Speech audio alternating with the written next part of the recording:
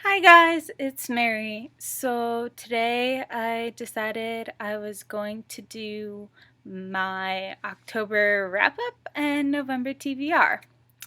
So let's get started. And if you watch my September wrap up and October TBR, you're going to notice that I didn't necessarily follow up on those because Girl on the Train, I got bored with about 80 pages in. I was just not into it. It wasn't going well. And then I'd also said I was going to finish up All the Bright Places by Jennifer Niven, but I didn't because the thing was I went to a young adult conference with like 30 different authors and she was there. And I bought her book and I got it signed. See? All the Bright Places. And then Mary, thank you for being one of my bright places. And that happened with a bunch of different authors, but more on that later. That's a whole different story. But I didn't necessarily follow that, so let's actually get to the books that I did read. So I didn't necessarily follow that last video, but I kind of did in the way that I said I would finish 2 books that I actually started in September and actually finished in October, like I said, which is Bloodlines by Michelle Mead. This book is the first book in the spin-off series of Vampire Academy.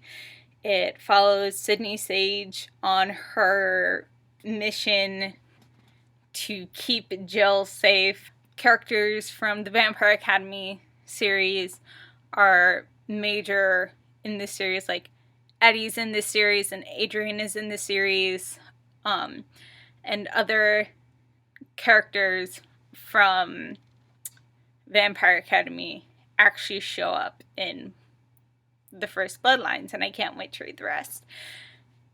And as a sequel series / spin-off, it's actually pretty well done. It's better than some of the other spin-offs I've read, so I'm really excited to see where this series goes.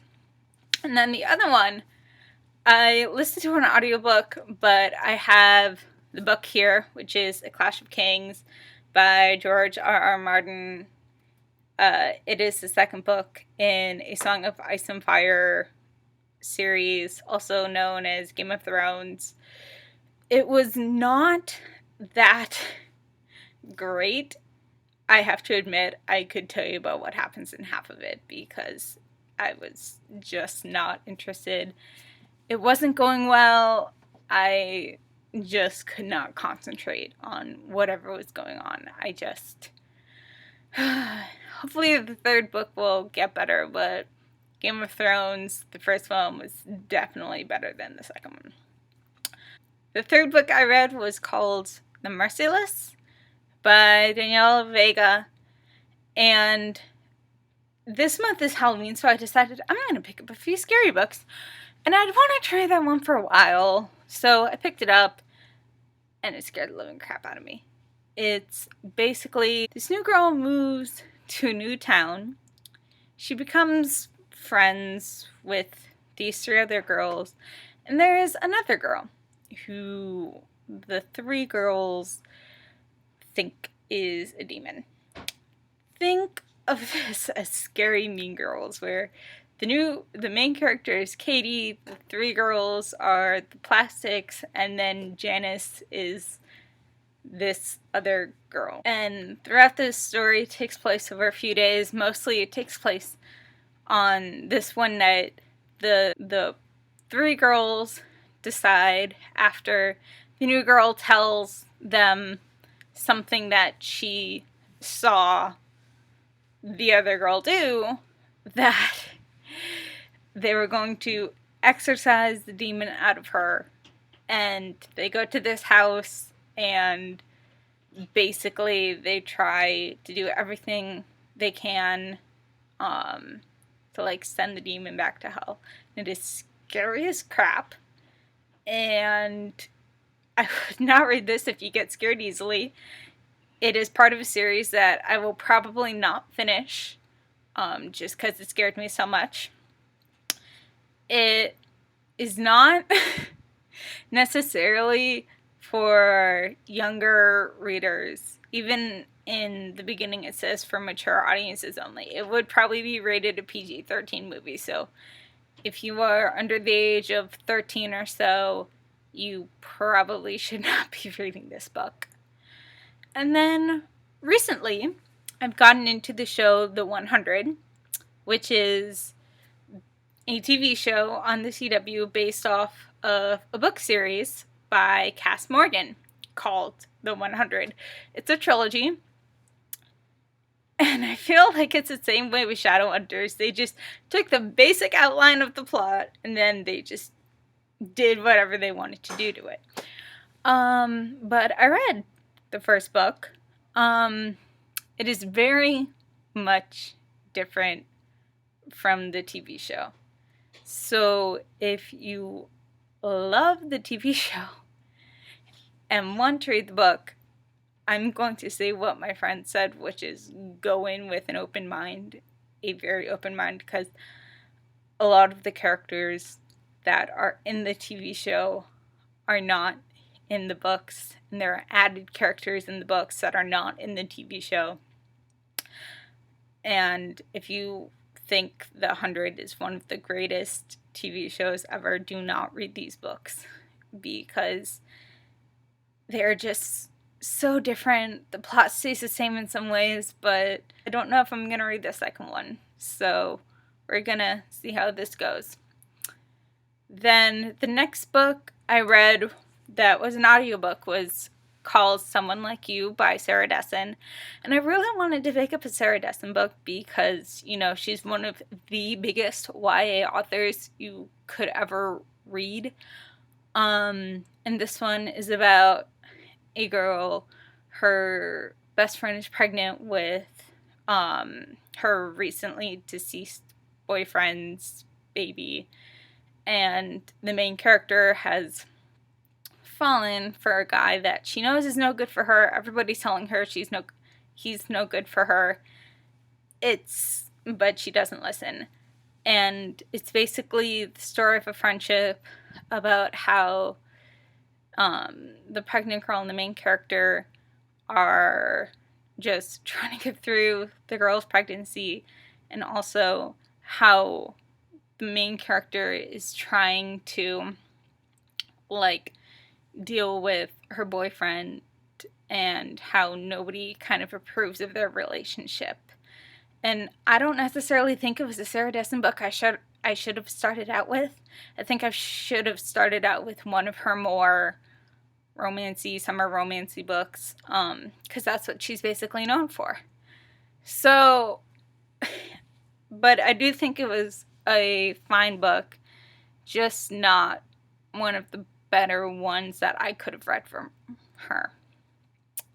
And then the next book I read is actually one that was a movie back in February called Pride and Prejudice and Zombies, and I loved the movie so much that I thought I would pick up the book. And I have actually never read Pride and Prejudice, but you know, you hear all about it. It's one of the biggest books. You know of Mr. Darcy, you know of Elizabeth, you know of their love story, you know of everything. And I just love the movie so much. It is one of the best movies I've ever seen. I was kind of disappointed with the book. It is the same plot as Pride and Prejudice. Like, it's basically word for word the same thing, with occasionally the word zombies or the Bennett sisters, who are like the badassy characters, instead of actually like Darcy and Bingley. They're the badassy characters who like kill the zombies, though Darcy is like a zombie killer too, Bingley is just like this scaredy cat, which is very unusual for guys in books and movies nowadays, which I found very refreshing. But I just loved the movie so much more. I thought it had more action. There wasn't that much zombies in Pride and Prejudice and Zombies the book. And I think if you're gonna have zombies as a plot in Pride and Prejudice, you might as well mention them at least more than every 10 to 15 pages. And I feel bad as a reader for saying the book was like 3.5, 4 stars, and the movie was like 12,000% much better. But maybe that's just because I've loved the movie for like 8 months. And it's also like a duology / trilogy, which I'm going to talk about a little later. And then the last book I read was Demon Glass, which is the sequel to Hex Hall. Takes place the summer after the main character's first year at Hecate, and she's in London with her dad and with her friends, and she's just finding herself in a whole lot of trouble. The eye is after her. She's finding out that the guy she's in love with is with the eye. Like, she keeps finding him. And as a sequel, I thought it was okay.